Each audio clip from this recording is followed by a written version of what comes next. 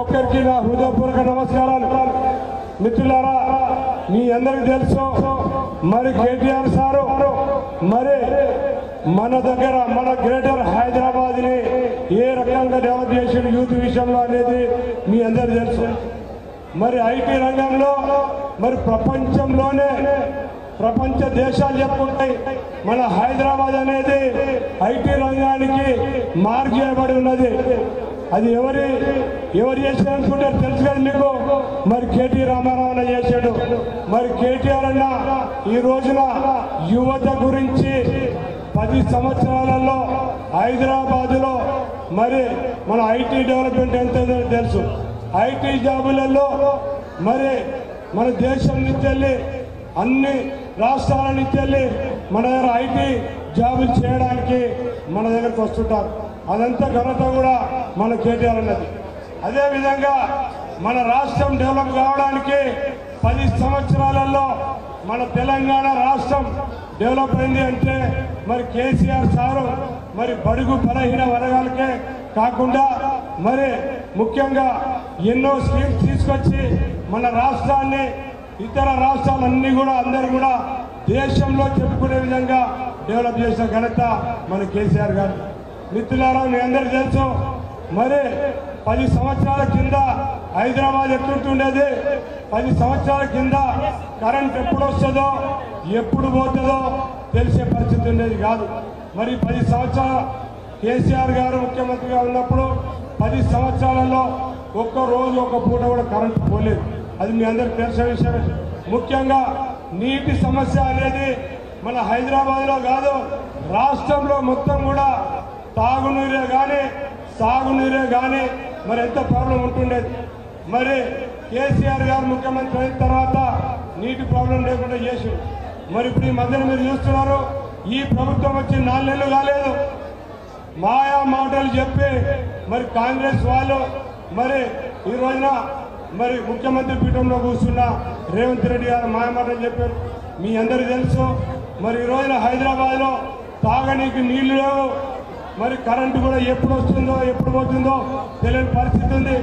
మిత్రులారా, ఇదే రేవంత్ రెడ్డి మరి కొడంగల్లో ఓడిపోతే మనకు మాయమాటలు చెప్పి మల్కాజ్గిరిలో మరి ఎంపీగా గెలిచిన తర్వాత ఏ ఒక్క రోజైనా మన ప్రాంతానికి వచ్చిందా? మిత్రులారా, మన ప్రాంతానికి వచ్చిందా రేవంత్ రెడ్డి? మన మంచి చెడ్డలు చూసుకున్నాడా? మనల్ని ఎప్పుడన్నా పలకరించిండా? మిత్రులారా, రేవంత్ రెడ్డి గారు మాయా మాటలు చెప్పుట్లా నంబర్ 1 ఉంటాడు. మీ అందరికి తెలుసు.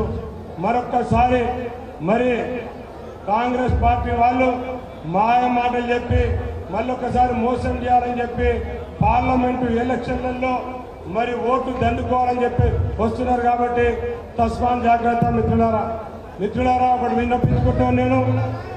మరి రేవంత్ రెడ్డి మన దగ్గర ఎంపీగా ఉండి మనకు చేసిందేం లేదు.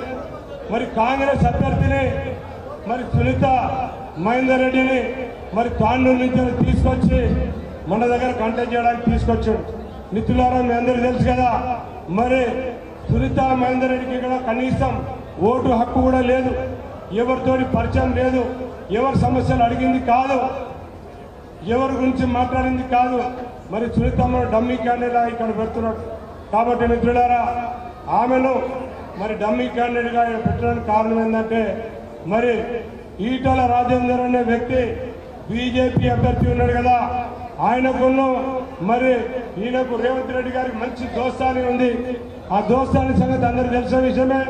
మరి బై ఎలక్షన్లో హుజూరాబాద్లో బై ఎలక్షన్లలో ఆయనను గెలిపేయడానికి మరి కాంగ్రెస్ పార్టీ అభ్యర్థిని డమ్మీ అభ్యర్థిని పెట్టి మరి 5 రోజుల ముందే దుఃఖం మూసేసుకొని వచ్చే పరిస్థితిని అందరికి తెలిసిందే. ఇప్పుడు కూడా మరి కాంగ్రెస్ అభ్యర్థిని ఇక్కడ డమ్మీగా పెట్టడానికి కారణం ఏంటంటే ఈటల రాజేందర్ గెలవాలని. మిత్రులారా, మీరు ఒకటి గుర్తుంచుకోండి, ఈటల రాజేందర్ మరి ఆయన ఎక్కడుంటాడు? ఆయన ఉండేది హుజూరాబాద్లో. మరి ఇక్కడికి ఎందుకు వస్తాడు? మన మల్కాజ్గిరి పార్లమెంట్ చూడడానికి సంబంధం ఏంది? ఎవరినైనా ప్రజల దగ్గరకు వచ్చిండా? ప్రజల సమస్యలు తెలుసుకున్నాడా? ఎప్పుడన్నా ప్రజాసేవలో ఇక్కడికి వచ్చిండా? మిత్రులారా జాగ్రత్తగా ఉండాలి. మల్లికార్జుగిరిలో ఇంతకుముందు పార్లమెంట్లో మనం ఇంతకుముందు రేవంత్ రెడ్డికి ఆశీర్వదించి ఓటేసి మోసపోయినాం. మరి మళ్ళొక్కసారి మనం మోసపోవద్దు. మరి స్థానికంగా ఉంటాను, నేను ఇక్కడే ఉంటాను, ఉప్పల్లో ఉంటాను. గత 25 సంవత్సరాల నుంచి ప్రజాక్షేత్రంలో ఉన్నాను. గత 25 సంవత్సరాల నుంచి ప్రజాసేవలో ఉన్నాను. మరి ఎందరో మందికి నేను మా ట్రస్ట్ ద్వారా సహాయం చేయడం జరిగింది. వేలాది మందిని చదివించిన మీ అందరూ తెలుసు. వేలాది మందికి మెడికల్ ట్రీట్మెంట్ ఇప్పించిన, వేలాది మందికి ఆపరేషన్లు చేయించిన, ఎవరైతే పేద మహిళలు ఉంటారో వారి గురించి ఎన్నో ప్రోగ్రాం చేసి జీవనోపాధి చేసిన. మిత్రులారా, మిమ్మల్ని రిక్వెస్ట్ చేసేది ఏంటంటే